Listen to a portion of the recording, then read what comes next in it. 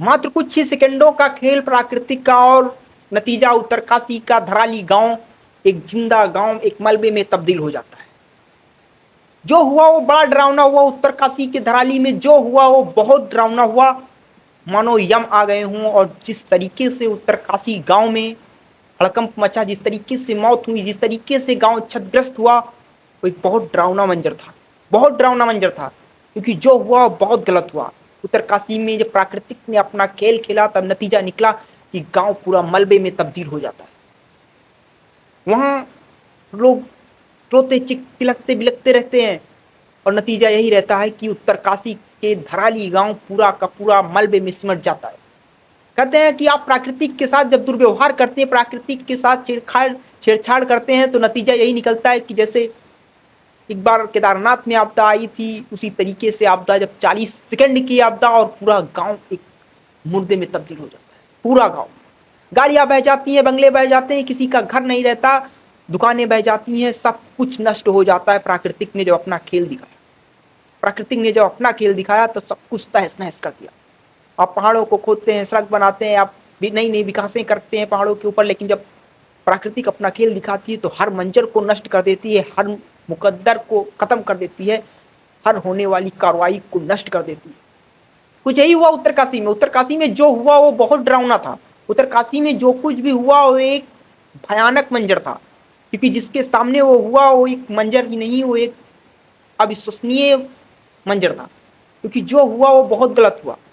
लेकिन प्राकृतिक के आगे किसी की नहीं चलती, प्राकृतिक के आगे किसी की भी नहीं चलती। जो काम कर रहे थे, सरकारें काम कर रही थी, पहाड़ों को काट रहे हैं, जंगलों को काट रहे हैं, लेकिन प्राकृतिक भी अपना रूप दिखाने से पीछे नहीं हटती। प्राकृतिक ने केदारनाथ में दिखाया था, प्राकृतिक ने कई जगहों पर ऐसी ऐसी घटनाएं घटा दी, लेकिन उसके बावजूद भी है लोगों की आंखें नहीं खुल रही, प्राकृतिक के साथ छेड़छाड़ करते रहते हैं। लेकिन जब प्राकृतिक अपना मूड बदलती है, प्राकृतिक अपना मोड चेंज करती है, जब रिवेंज मोड में आती है तो सब कुछ तहस नहस कर देती है। और जिस तरीके से हुआ वो बहुत दुखद घटना हुआ। जिस तरीके से धराली गांव, उत्तरकाशी के धराली गांव में जिस तरीके से घटना हुई वो एक बहुत डरावना मंजर था, बहुत ही डरावना मंजर। जिस तरीके से घटना हुई इस पे हम दुख व्यक्त करते हैं, लेकिन प्राकृतिक के साथ छेड़छाड़ करना अच्छी बात नहीं है। हम पेड़ों को काटते हैं, हम पहाड़ों को काटते हैं, रास्ता बनाते हैं, नए नए विकास करते हैं, लेकिन जब वो अपने आप पे आते हैं तो हमारे सपनों को नष्ट कर देते हैं, हमें कहीं का नहीं छोड़ते जब वो अपने आप पे आ जाते हैं। इसीलिए कहते हैं, वेदों में कहा गया, पुराणों में कहा गया कि हमें प्राकृतिक के साथ छेड़छाड़ नहीं करनी चाहिए। हम पानी का रुख बदल देते हैं, हम नदियों में नए नए नए आविष्कार करते रहते हैं, लेकिन जब नदियां अपने आप पे आती हैं, उफान पे आती हैं, तो हमारा सब कुछ नष्ट कर देती है। यही कुछ हुआ उत्तरकाशी के धराली गांव में। धराली गांव में जब जो मंजर देखा गया वो मंजर बहुत ही डरावना था।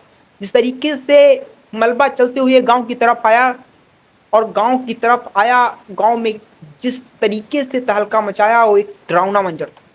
बहुत से लोग दब कर मर जाते हैं, बहुत सी कारें गाड़ी सब बह जाती हैं, घर टूट जाते हैं।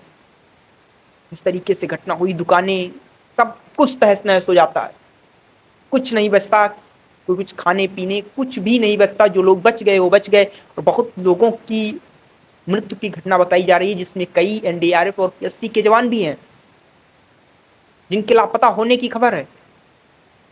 उत्तरकाशी में जो भी हुआ वो बहुत दुखद घटना है। उत्तरकाशी में जो भी हुआ वो एक बहुत डरावना मंजर था।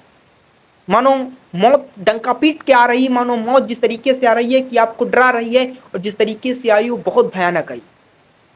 जिस तरीके से मौत आई वो बहुत भयानक आई। जो लोग मर गए उनके घर वाले क्या करें?